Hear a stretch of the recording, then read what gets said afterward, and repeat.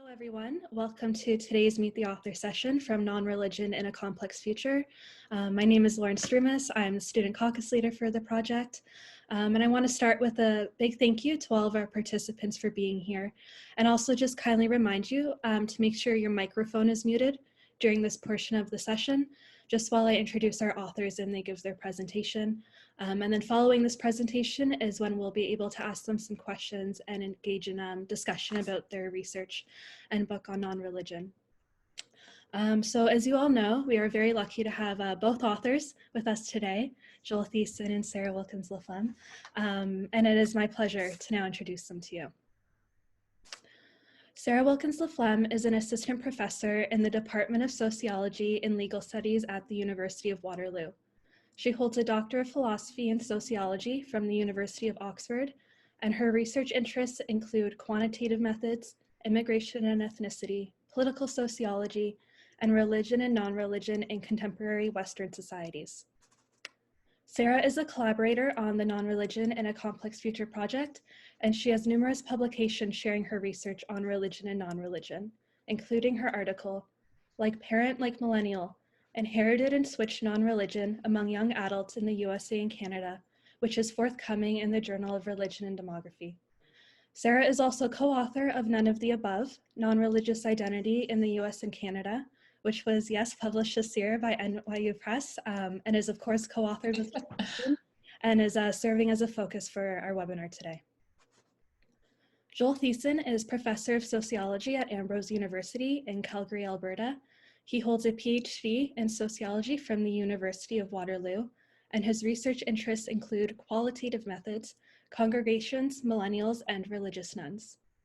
Joel's book publications include The Meaning of Sunday, The Practice of Belief in a Secular Age, which was published in 2015 by McGill Queen's University Press, and he is also a co-author of the forthcoming book, Signs of Life, Catholic, Mainline, and Conservative Protestant Congregations in Canada, which is from Tyndale Academic Publishing.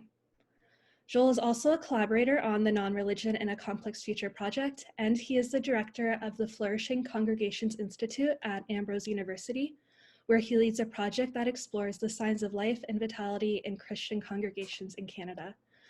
So Sarah and Joel, thank you both very, very much for being here today. And I will now turn things over to you. Excellent. Thanks, Lauren. So wonderful to see many of you who we deeply miss seeing in person at conferences and stuff. So this is nice. What Sarah and I want to do very briefly, maybe in 10 minutes or so, is just give a little bit of an overview of why we wrote this book, some of the key ideas that we advance, and then really happy to open it up for a conversation and discussion.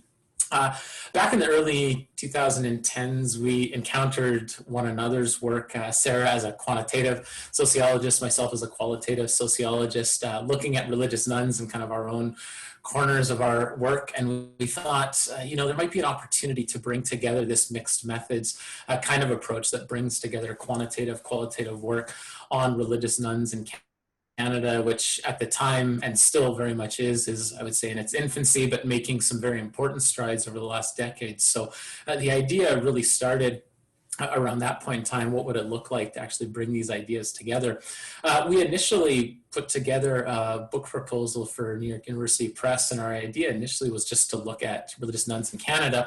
And then they came back on us and said, well, basically, if it doesn't have the US in it, no one really is going to care, or at least anyone that we want to publish to isn't going to care. And so we kind of ate our classic Canadian humble pie relative to the US, and kind of with much chagrin in some respects thought, okay, we'll do this as kind of a comparative study on religious nuns in Canada and the US. And I think we would both say on the other end, we think the work is much better and stronger, has actually helped us in our analysis to better understand religious nuns in both nations, some of the ways in which we interpret and make sense of that data. So it is a comparison of nuns in Canada and the US. When we launched into the project, I would say there's probably 5 key gaps in the literature that stood out to us that we wanted to speak to. The first was that there's a fair bit of research emerging at the time when the book started on different types of disaffiliation, as well as irreligious socialization and the ways in which these play a role in the growing group of religious nuns.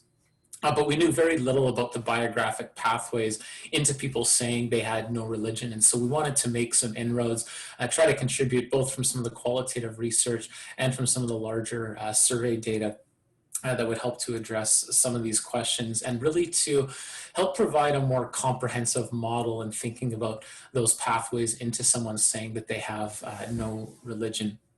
A second thing that prompted us to write this book was the need for a thorough model of macro demographic trends that affect the size of religious nuns. And I think here, leaning into sociology is really helpful to think about those larger structural and demographic changes and shifts over the course of time, and to try to provide some context for how those structural and demographic realities intersect with the growth of religious nuns, and importantly on some of the countervailing forces that could potentially slow down or reverse the growth of religious nuns. I mean, we read a lot in the media and different sectors of society that kind of talk about religious nuns as, the fastest growing group in Canada and the US, almost that it's kind of irreversible. It's going to continue to grow at exponential rates. And while that might be true, we wanted to give attention to some of the different demographic and structural realities in play.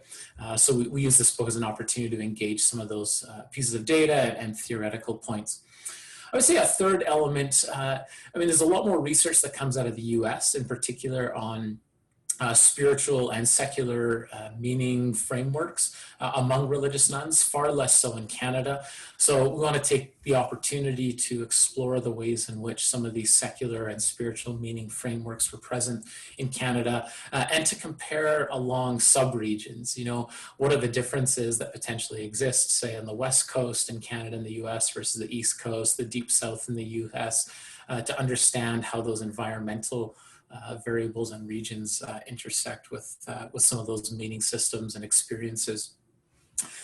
Fourth, as we all know, I'm sure, lots of different socio-political, attitudinal, and behavioral differences among religious nuns relative to those who affiliate with different religious groups. Again, wanting to better understand those in both Canada and the US, and try to advance some of our knowledge in Canada in particular, where we have probably far less data.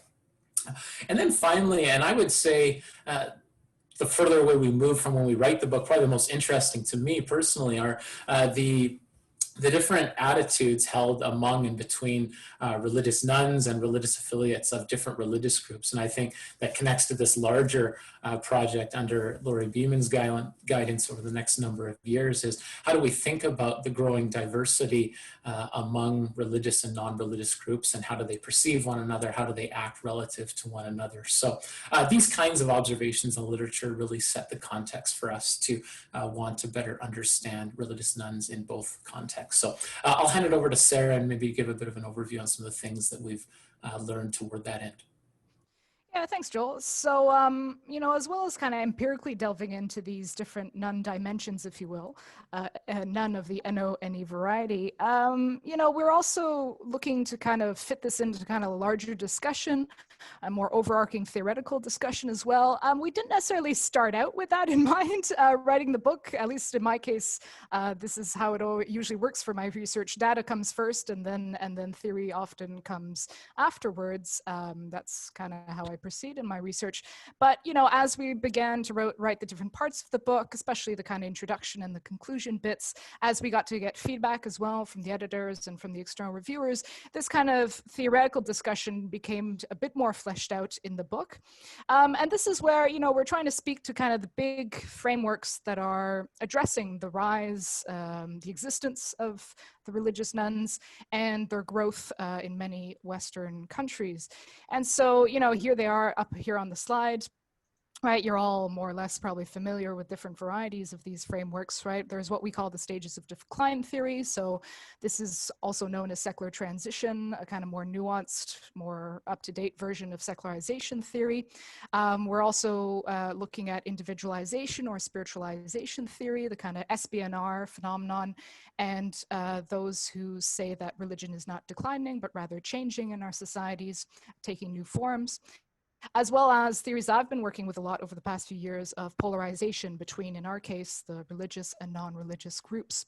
And so we don't want to present these theories as oppositional, as opposing one another. That's often how they are presented out there in the wide literature, journal, book world, if you will. But I think Joel and I felt that there were elements of each of these that were useful, were helpful in helping us understand what's actually going on empirically, quantitatively with larger trends, and qualitatively with kind of the in-depth experiences, biographies that Joel went and got from interviewees. So we're really here trying to kind of fit these different theories into one another. We use stages of decline as the kind of principal theory for us, as the kind of, especially as a main point, but also see that, individualization theories, polarization theories also have a place. And I think it's probably worthwhile, instead of always just kind of contradicting and criticizing each other, it's maybe worthwhile saying, what actually works from these different frameworks and how can we maybe fit them together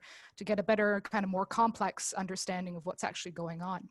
Okay, so with that, stop there. And we're happy to take your questions for those of you who have read the book, but for those of you who might not have read the book or all of the book yet, you're welcome to ask questions too, maybe just about things you're wondering about religious nuns or how it ties into your own research. Great. Thank you so much, Joel and Sarah, for that. That was wonderful. So yes, if you would like to have a question, or sorry, ask a question, or you have a comment you would like to make, you can just do so by indicating in the chat box. And I can either read it out loud for you, or you could just ask me to unmute you, and you're welcome to ask yourself. So we will first go to Peter.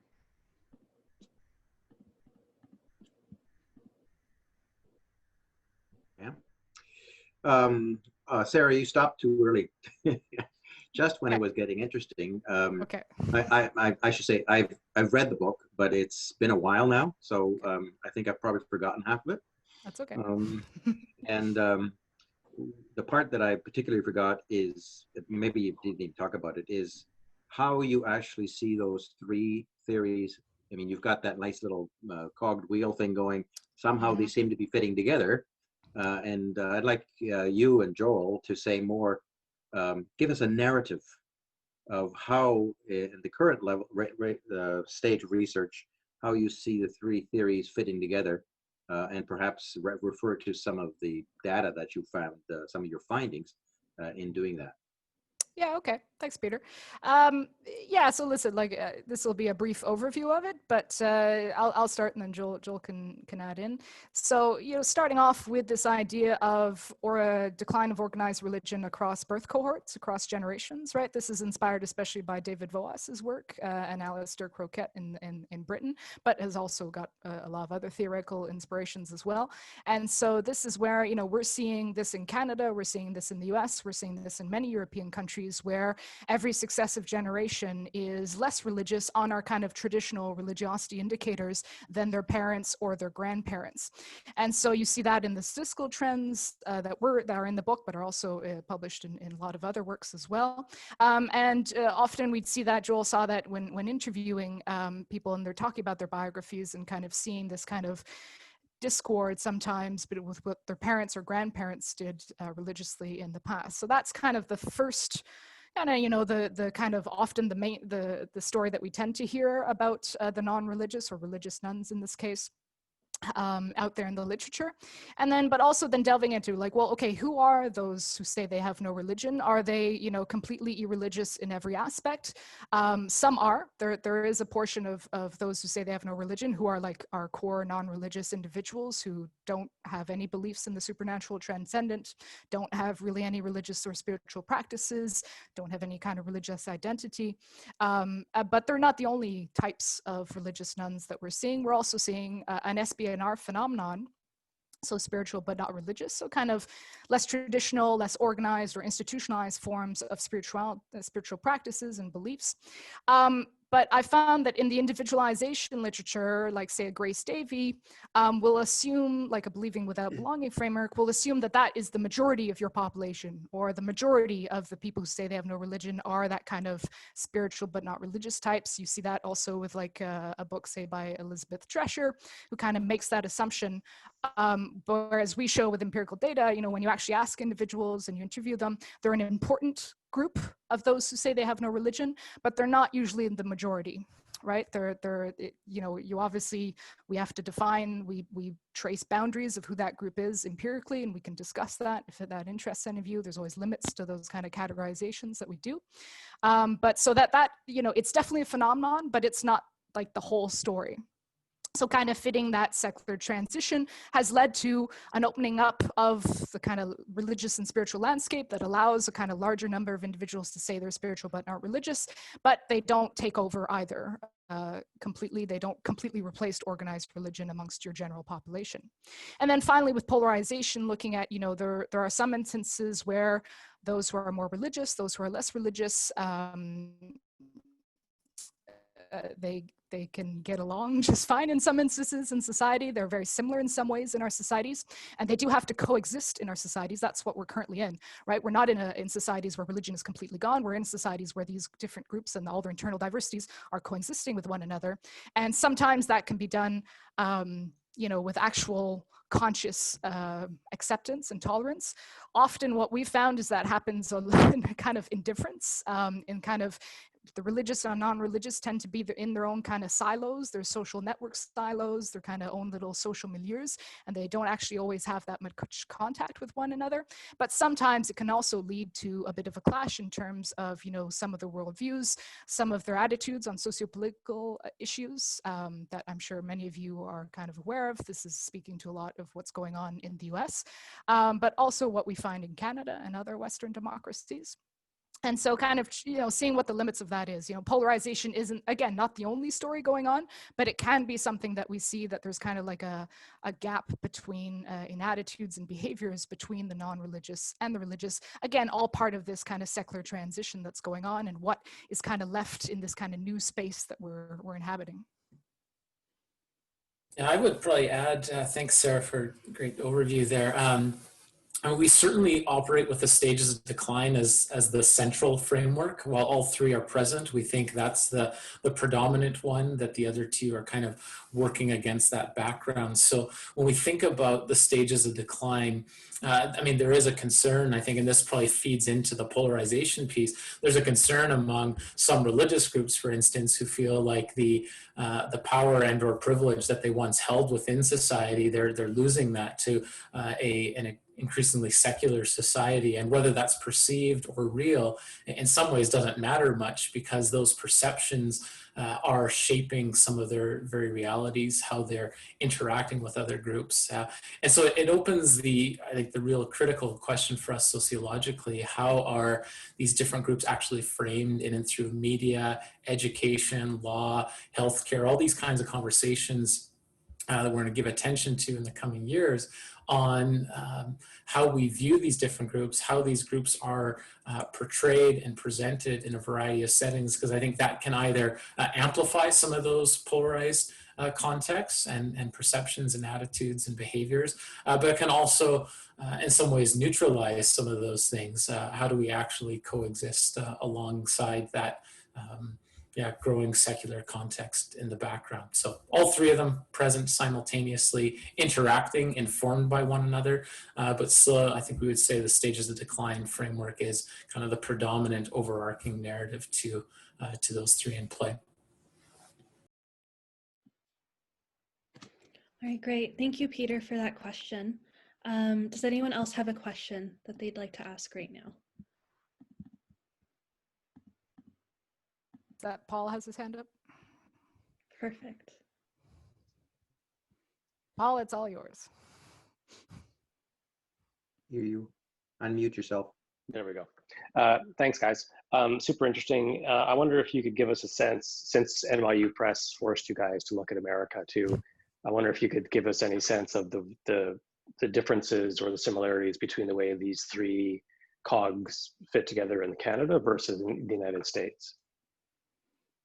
In other words, is there, you know, if you looked at the American context or the American data that you're looking at, are the stages of decline, is that stages of decline theory more evident or less evident there than the other ones? Yeah, great question. Yeah, we certainly track this early on in the book. When we compare the two nations, you find that the US is very much caught up of late in terms of the stages of decline, measured in this case by those who say they have no religion.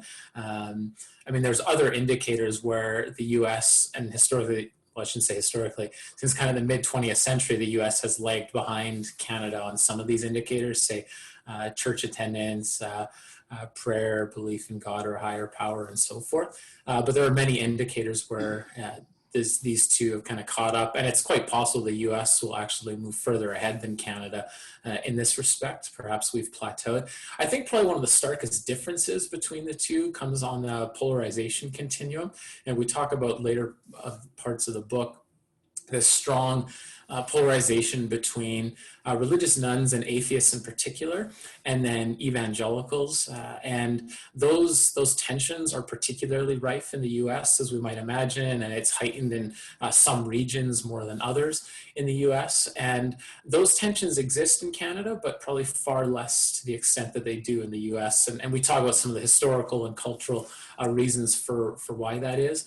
But I think that is probably one of, among other variables that contribute to part of that stages of decline framework. There is this sense in the US that, if religion equals this particular form of Christianity that we see present in politics and media and education and so forth, then frankly, I want nothing to do with religion. So that's one of various pathways into that religious nun category that stands out in a fairly strong way.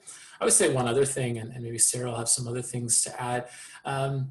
When it comes to those moral and political values, and we compare religious nuns in Canada versus the US, religious nuns in Canada are far more liberal than you would find in the US. And in part, again, that social and contextual environment plays a significant role here. So religious nuns in the US, because of a broadly religious context historically, and still in many respects, reveals that they're not as left-leaning on social and moral and political issues. In fact, you'll even find, depending on the question, we talk about some religious affiliates in Canada are even left of religious nuns in the US, which again shows some of the social environment context that really makes a difference. Will these things change or shift moving forward as the stages of decline framework perhaps progresses even further in the US? I suppose it's to be determined.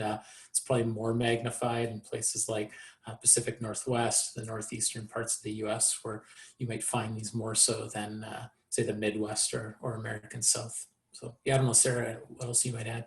Yeah, like all these points that you mentioned, Joel, are super important. But I guess what struck me when I was doing the stats analyses, especially in comparing Canada and the US, is how similar they are to each other, right? The religious nuns, there are some differences, like Joel points out. But for the most part, there's probably more similarities between those who say they have no religion in Canada and the US. And, and this ties into this book. It also ties into the rest of my work in our Cascadia project, Paul, is that I think there's some regional divides in North America that are more important than the national border. So the West Coast, right, the Pacific Northwest and BC being one important one. Quebec is always kind of doing its own thing, but kind of Atlantic Canada as well, like Joel was mentioning, the northeast of the US, the kind of Midwest and prairies, right, the south of the US. I feel those are much more kind of substantive or important differences to make. I know they're more difficult to make because you have to, as some of you who read the book might know, if you're presenting all these different results, it can become a lot from these different regions. But I think those differences were the ones that I noticed much more so than the differences between just Canada as a whole and the US as a whole, because, unlike Europe, where the countries are a lot smaller and kind of match some of these cultural groups as well, in Canada and US are kind of big North American countries that just jumble everyone together. And so that's kind of was one of the reasons behind that regional focus in the book as well. Thank you. Great. And I guess, Joel, you would probably, it would be predictable that levels of polarization would be mapped onto prominence of evangelicals, right? In other words, on the West Coast of Canada, where that's just not a big thing, you wouldn't expect to find a lot of polarization because evangelicals aren't such a population here, but on the East Coast of the United States, you might find more. I don't know, I would just wonder, what do you think? Yeah, I think there's two variables. It depends both on the proportion of atheists as well as evangelicals. So it actually happens for different reasons. So if you have a high population of, say, atheists and a low population of, say, evangelicals, in those contexts, evangelicals may feel a bit more antagonism towards atheists because they feel like they're in a minority and marginalized status relative to some of the predominant norms or narratives there. Or conversely, say in the deep south of the US, where you have a smaller minority of atheists, but a larger group of evangelicals, there the polarization works in the opposite direction because of that marginalized status. So I think it can work in a variety of settings, and it depends on the majority minority status of the two different groups. So I think that that's the case for effective polarization, right? Attitudes towards the two groups. But if you shift the dimension of polarization and look instead at like issue polarization, so say attitudes towards abortion or same-sex marriage, it's actually in the places with larger non-religious groups, so say on your West Coast or the Pacific Northwest, or that you tend to see larger gaps in attitudes between the two. So like in the Deep South, everyone has kind of more conservative attitudes, even the non-religious, because they're kind of, you know, it hasn't been as long that they've kind of made that switch. They're still influenced by the social environment. Versus say like in BC or the Pacific Northwest of the US, where you're seeing, you know, you've still, those who are religious are still tend to be more conservative. And these are all trends, right? It's not deterministic, it's probabilistic, right? They are more likely to be. It doesn't mean that all religious people are conservative there, but they are more likely to be conservative. Whereas like the non-religious have kind of moved further away, further left of the spectrum, the kind of further away from organized religion they get in terms of generations, right? And so actually in terms of that issue polarization, you'll actually find it in, at least as a trend for at least some issues, a kind of larger gap in the kind of more secular areas, if you want, right? So that's actually an instance where in some cases, like religion almost becomes more important because it's more of a divide now along that continuum in a more kind of, in these kind of more secular environments. Thank you. Super interesting. Great, thank you, Paul. We're now going to go to Jen, who has a question. Hey, Jen. Hi, guys. Greetings from Signal Hill. Hey. Yeah, so I purchased your book, but I haven't read it yet. So yes, forgive me. You did the important part. You did the important. I know. You did your bit. Yeah. I did my bit, but I do plan to read it. But so forgive me if you talk about this question in the book.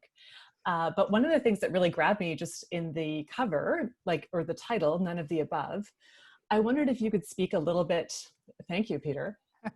I wondered if you could speak a little bit to like a quantitative question, I guess you could say, about categories, like what you found. So here, I've been thinking about this, thinking about the Quebec data, right? Which I guess 2011 suggests like 12.4% of Quebecois call themselves religious nuns, which doesn't seem to capture what's going on there, right?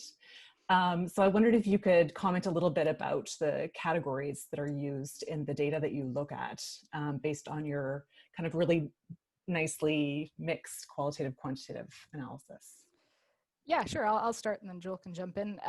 Yeah, so like a lot of my other work, we get into it a bit in the book when we're exploring different regions. But the fact that no religion can mean different things in different regions, right? It doesn't really mean the exact same thing in Quebec as it does in other parts of Canada or the US, for example, or say in the South, where it's still got quite a strong social stigma assigned to it. So yeah, the Quebec situation is, you know, you've got a smaller portion who says they have no religion. It is growing across the generation. So you'll find like I think it's about a quarter of millennials now in Quebec will say they have no religion. But what you do have in Quebec is a huge majority who still say they're Catholic, but don't do anything remotely what we would define as Catholic. So don't go to mass, don't hold any of the kind of family or sexual morals that are put forward by the church, actually kind of have sometimes a quite antagonistic view of the Catholic Church. And that comes, you know, from the history of the Quiet Revolution, which, you know, it's all explored in some of my work, but also a lot in great scholars, Francophone scholars in the province. And so, yeah, and so it means something else. But that cultural Catholic group, who say they're Catholic but don't do a whole lot about it in Quebec, they are distinct from the people who say they have no religion in some important ways. We get a little bit into this in the book, but this is kind of coming now from some of my other more recent work, is that they're still got a more let me say it nicely, they have more xenophobic attitudes on average than those who say they have no religion. So no religion in Quebec, especially amongst younger Quebecers, it's kind of associated with this kind of more cosmopolitan, urban identity of kind of secularism as kind of all religions are out there and everything's cool sort of thing, you do you sort of idea. Whereas cultural Catholics, and I'm not saying they're all anti-immigrant, but I'm saying that that's the group that supports, say, Bill 21 for the most part, right? And so they are in some ways similar to those who have no religion in terms of their practices. Neither group has that much religious or spiritual practice, to be honest.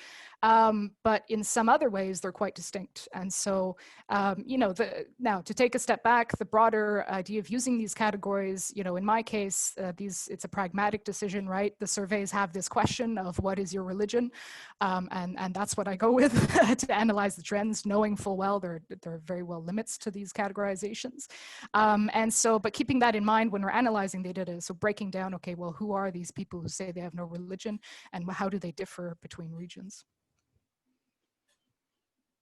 Yeah, I would add, I think one of the more interesting elements of the book for us was talking about different types of religious nuns. And so we offer a typology of 5 distinct ways in which individuals are perhaps believing or practicing or some combination thereof, with the commonality that their affiliation is, I don't identify with any religion. And so there we begin to get into some of those granular elements. I mean, on one extreme, you have people who say they have no religion, who are actively part of atheist or secular organizations, say the Sunday Assembly, for example, a very tiny group. On the other end, you might have those who say they have no religion, who actually attend religious services for various reasons, again, a tiny group. And then it's all these middle categories of, the spiritual but not religious, which I think a lot of people assume either in popular discourse, in the media, and within some of the literature to infer that a lot of religious nuns are spiritual but not religious. And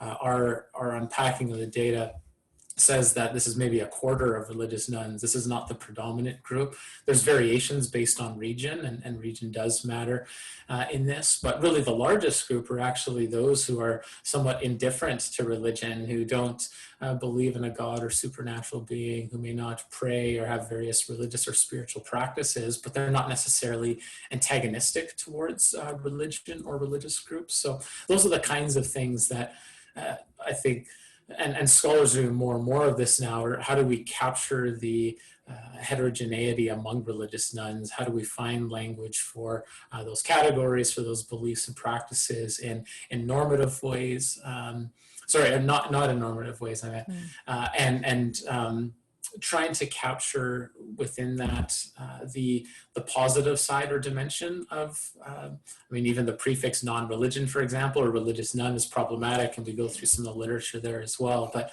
looking at those more positive elements to one who says they have no religion. Thanks. Yeah, it's super interesting. I just think of scholars I know who work on Islam in Canada who are working with StatsCan to change some of the categories, and it seems you guys could do some of that work too.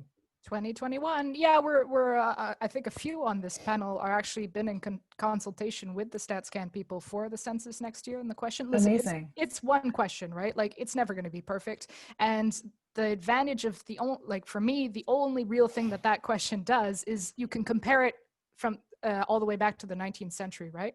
So yes, right. We do want to kind of make improvements to it, but we don't want to change it too much that we can no longer make that longitudinal comparison as well. So I think, census data is obviously important, and we're lucky enough to have at least one religion question in our census, right? The US doesn't, for example. But I think like other sources of data really have to come in and fill in that picture. And that's kind of what we do in the book and what a lot of you do in your own work, right? Both quantitative and qualitative. Yeah. Thank you. Great. Thank you, Jen, for that question. Does anyone else have a question or comment that they would like to say right now?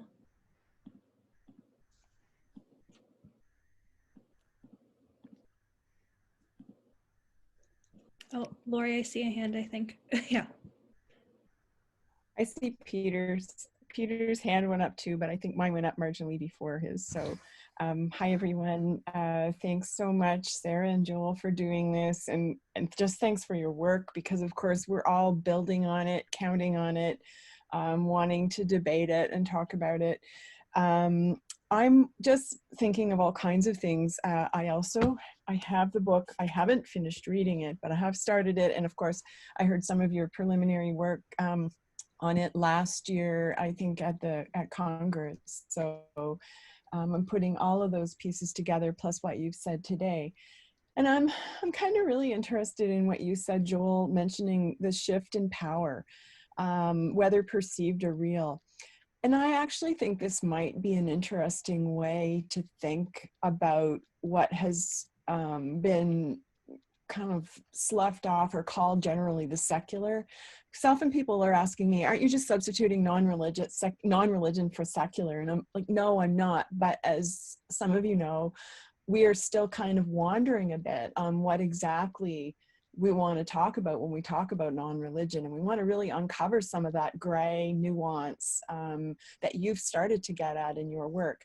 But I'm wondering if maybe it might be better to actually talk a little bit more about power and the shifts in power in that traditional majoritarian religion and religious groups in Canada are, I don't want to talk about losing power. I'm too much of a Foucauldian to do that, but power relations are shifting, and that's what we ought to focus on. I worry by using the word secular, we're really painting over something that or glossing over something that we ought to be paying a little bit more attention to, and the impacts, for example, of shifting power relations. I know this is kind of a bit of a vague question because I'm still really working hard to not make conclusions too soon because I don't have a great wealth of data, and I haven't done a great deal of data analysis on this, so I'm still thinking about concepts. But I just wondered about that. Should we be talking a little bit more about power relations and shifting power relations as the backdrop, rather than endorsing a kind of reference to the secular as a place where we want to go when we're talking about religion and non-religion? Yeah, thanks. So I think that's a really helpful way to frame this. And maybe you haven't gotten to the last parts of the book where we draw on some of your work as we start to wade into some of these elements of different groups interacting with one another. I think you're quite right. There are power dynamics and power relations that are evident among all of these, I don't want to say competing groups, but they perceive themselves as competing with the other. And so for better or worse, and so you have these different layers that are present. And I think we have very little data. I think this is one of the exciting prospects over the next number of years as we look at these different areas of education and health and law and so forth, to really pay careful attention to where the power structures have existed for certain groups who have benefited from those, how those are shifting and changing. And I think related to that, there's a real opportunity to try to have a stronger and clearer understanding of the particular ways in which different groups form their conceptions of the world. So how are they constructing their ideas about the other? Because it is in part about power structures that are there, but it's also about perceived power structures that may or may not be there. And I think, need to better understand how and why those different perceptions are constructed in the ways that they are, whether informed through media, through your own, Sarah talked earlier about the smaller milieus that we kind of gravitate towards others who are like ourselves, this homogeneity unit principle and homophily. In what ways do we reinforce boundaries that may or may not actually be present? So I don't know, these are a couple of things that I've been thinking about since writing the book, our time together last year in Waterloo and Ottawa, of how we might make some significant methodological headway to actually give us some concrete data, which I think in many ways does lean more towards a qualitative form of data collection, some of those on the ground lived experiences and realities too. Yeah, and just to add to that, like more recently, I kind of been confronted with the idea that, maybe there is a shift in power, but it's still kind of within the majority, right? Like those who say they have no religion, they're not necessarily, you know, in some ways they're distinct from the kind of Christian majority, if you will, but in many ways they're just the kids of that majority, right? Like they're just the next generation, right? So it's, you know, I like we did a webinar with Blair Stonechild the other a few weeks past with the CSSR, and like Blair doesn't even see these two groups as distinct. He still sees them as the same, right? It's like, well, secular Christian, they're all coming from the same people, like, you know, the white settler European majority. And he's right? Like it's not like the power has shifted to like your black atheist or your Muslim, your secular Muslim groups, for example, right?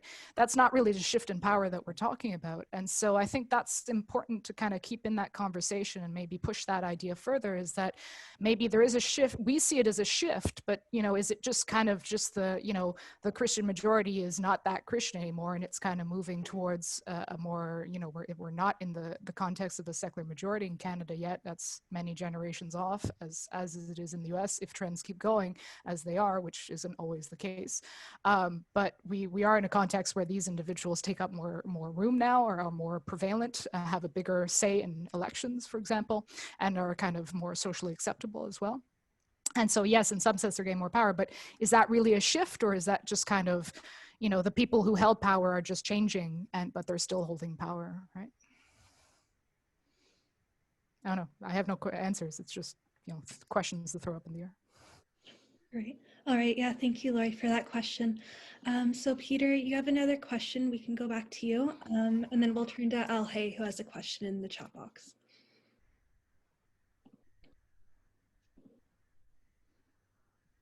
In the ensuing discussion, of course, my question has changed, largely because both Jen and Lori took pieces of my question and posed it. So I'm just going to go and make a comment that might end up being considered as a question. I want to go to the power and the polarization. They fit together.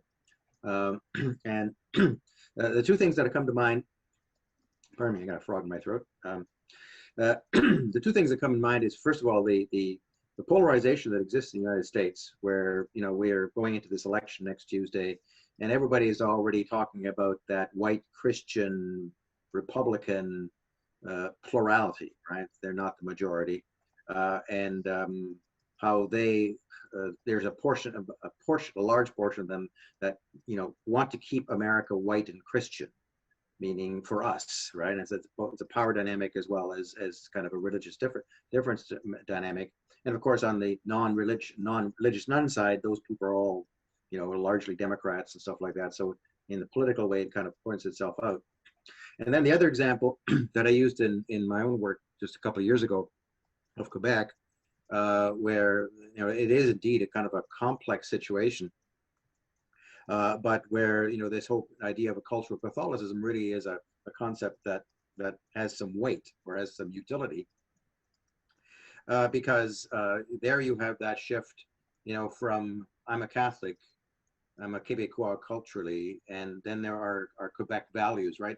They're on a continuum and can very well be seen as cultural defense, right? Kind of another version of the polarization.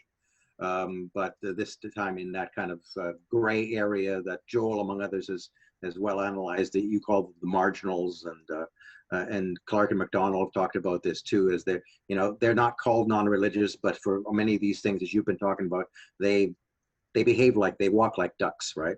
Even though they don't call themselves ducks. So I mean, that kind of transformation is happening as well, and therefore, it would seem to me that in terms of the polarization and in terms of the entire question of, you know, what was the big theory, the secular grift, right? That kind of stages of decline thing, that in the research, I think we very much have to keep, and we've been doing this, keeping that boundary line between the religious nuns and the I'm a Catholic but I don't do anything, those culturals, keeping that fairly fluid and not a bright border at all, because in many respects, in order to understand what's going on, you have to understand that cultural shift, which is not simply divided into religious nuns. My sense has been in the 20 years that I've been looking at this, starting in around 2000, that one of the things that's going on is that the reason there's more religious nuns is because people who have always actually been religious nuns now are in an atmosphere where they can say it. Just the thing that Sarah, you brought up too, in regard to, for instance, the American South, where there may be an awful lot more religious nuns, but it's not cool to say you are. Whereas on the West Coast, Northwest, and various other places, it's, you know, you can say it because you can consider yourself part of the cultural majority. And then the other part that was actually my original question is that I'm always thinking about outside of Canada, right? And you've done the American comparison and found these interesting contrasts. But, you know, there are an awful lot of parts of the world where things are really rather different. And not just in the sense of those parts of the world where, you know, being religious is still absolutely the norm, and that's where most people are, but also in those other parts of the world, such as in the eastern part of Asia, where this whole question of what it means to be religious and am I, and what is, you know, what must that have, phrases itself entirely differently, which then introduces the research possibility of trying to take the kinds of categorizations that operate in those parts of the world regarding this religion, non-religion distinction, and seeing if you can methodologically transpose them onto, for instance, North America and Canada, the United States. And one of the ways that I'm thinking about that is in my qualitative work right now, we're doing some interviews, and 2 or 3 of the first ones were with nominal or real Quebec Catholics. And it's, one of the things that was very clear is that when you ask a Quebecer if they're religious or not, the first thing they'll say is whether they go to Mass or not. They go directly to the performance. The belief and the identity really doesn't matter all that much. So that, you know, the way we measure this, and I know you've done this because I actually read the book, is, you know, quite aside from whether you say you're non-religious, if you don't do anything, if you don't perform religiously, then for all intents and purposes, methodologically, we could and perhaps should count you as a religious nun, or put you in a middle category, which is basically what you've been doing, but, you know, you treat it as you found that there's this huge overlap. So this entire thing about what counts as, I think, is an integral part of this entire discussion. Yeah, all great points, Peter. Just to kind of pick up on that very last one about, you know, the distinction between marginal affiliates and those who have no religion, as I was trying to kind of get at earlier on, and we kind of get at in the book, you know, in some cases, it's not worth making that distinction. You need, like you say, those lines that are traced need to be flexible and porous because they are in real life. That being said, for other things, it is important to make that distinction, right? So yes, in terms of religious practice, marginal affiliates and those who have no religion tend to look a lot like each other, right? Like Quebec has the lowest practice rate in like one of the lowest in the Western world kind of thing in terms of mass attendance and regular mass attendance. But in other ways, those who are marginal affiliates, it's like in the Quebec context, but also outside of Quebec, there is still a kind of a tie, an identity tie to that religious tradition that I think is still important to consider, right? Like, yes, beliefs are important, yes, practice is important, but so is the identity as well. And so we do still see a distinction between, you know, they haven't completely let that go yet. And there are different reasons for that, right, as you highlight. And so, yeah, so it depends what your research goal is, right? Depending on what you're studying, that distinction might not be that important. So like you say, why should we bother? And we shouldn't, depending on what you're studying. But in some cases, that distinction is quite important. And then it becomes important to make it, right? And yes, obviously, if you have better measures, you can treat it as a spectrum rather than just categories, right? Grouping these people together. Yeah, we do, in a few places in the book, actually, we do provide some comparisons between those marginal affiliates and religious nuns to try to capture some of that nuance. And we all know the limitations of the categories and of the limited data available to us in this regard. So you try to make the best of the data that is out there. You try to offer some plausible conjectures. And I think there are far more similarities between those marginals and nuns, as you've noted, Peter, and as Clark and McDonald talk about.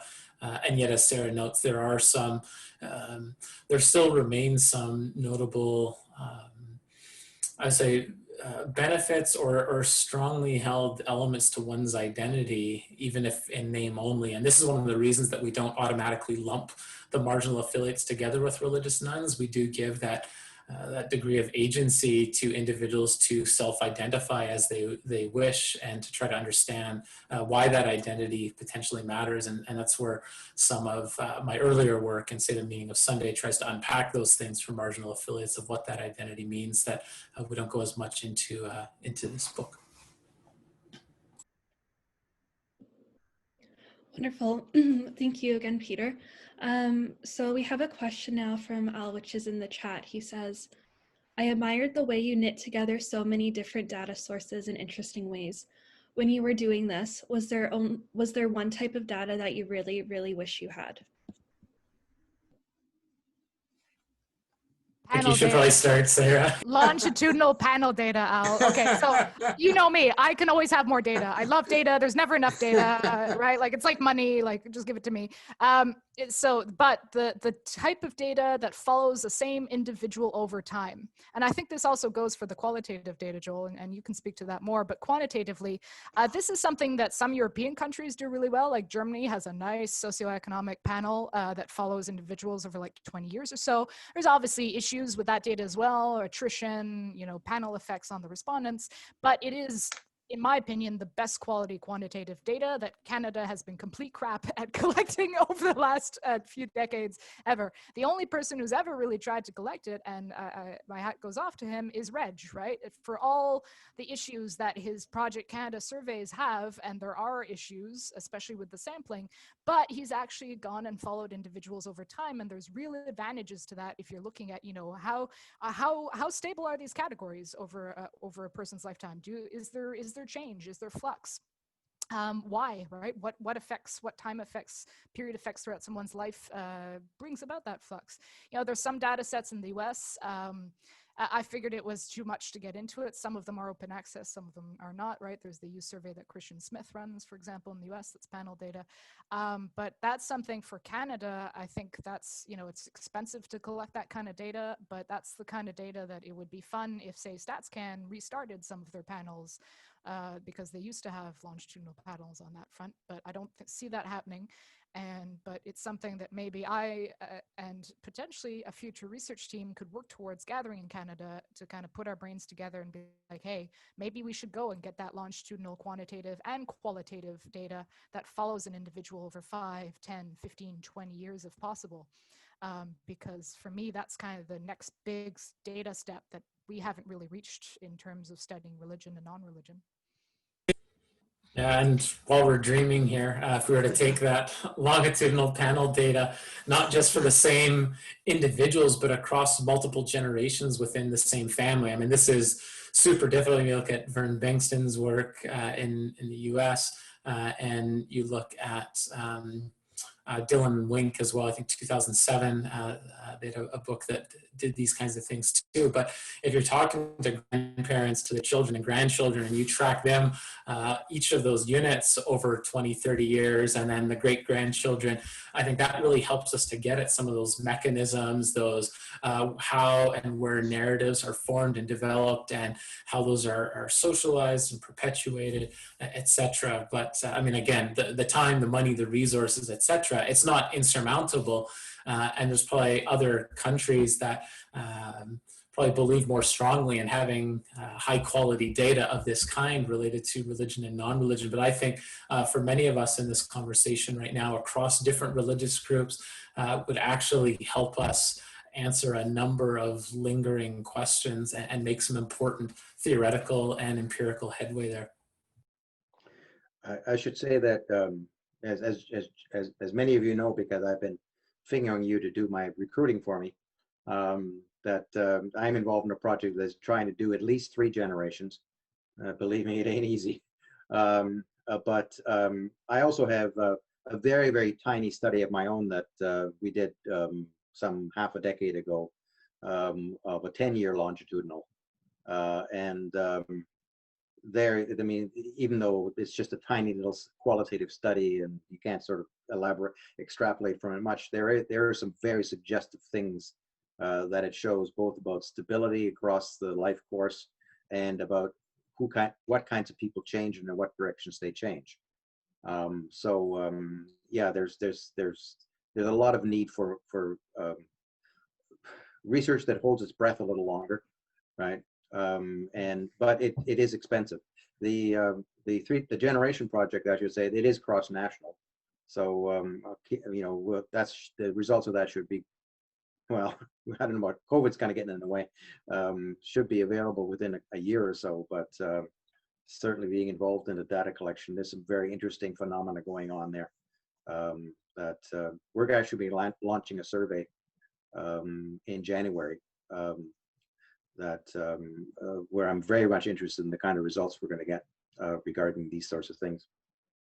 Yeah, no, and that's really important work, Peter, and it's great that you're doing it. And there's a little bit of it going on, right? Like out in the Cascadia project that Paul's leading and that I'm involved with, one of the historians went and did life history interviews with 3 generations of non-religious individuals. So that also will come out. But yeah, these are all kind of more smaller scale projects. Like I'm also involved with one in Quebec as well with Martin and Jean-Philippe, who are also doing this, who are going back a few generations and talking about, right, religious identity, non-religious identity, and I guess, yeah, it's all kind of like bubbling up, right? And maybe it's worth taking it to the next level in the next decade or so. Be like, okay, can we put this together and have kind of a larger quant and a larger qual series of data that we can then kind of get a better sense of these larger trends? But you know, again, dreaming, but hopefully might be able to actually do it. Yeah. Lori, I see a hand, I think. Oh, it's just a quick comment to say we have 5.5 years of this project, the NCF project left.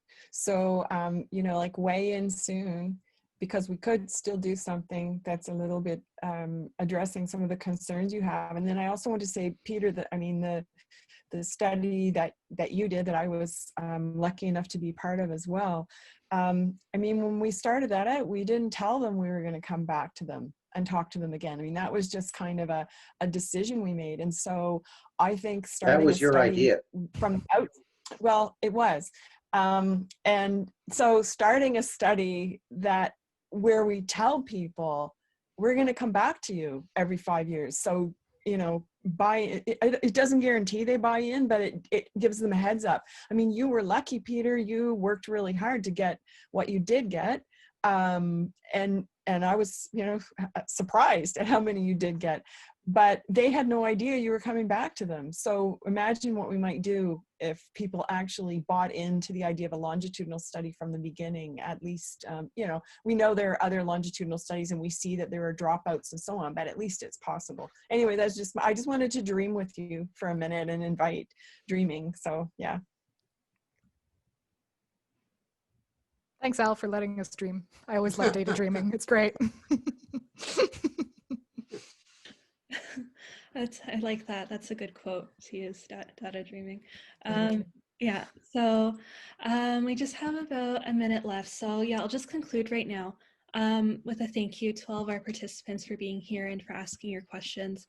And Sarah and Joel especially, thank you so much for taking the time to be here today. And it was great to hear more about kind of the background to your book and how you arrived at this more complex theoretical framework that you apply in it. So that was all great to hear. This was really fantastic. So yeah, thank you again. That's good. Cool. Thanks everyone. Thanks for coming out. Thank you. It's good to see you everyone. all.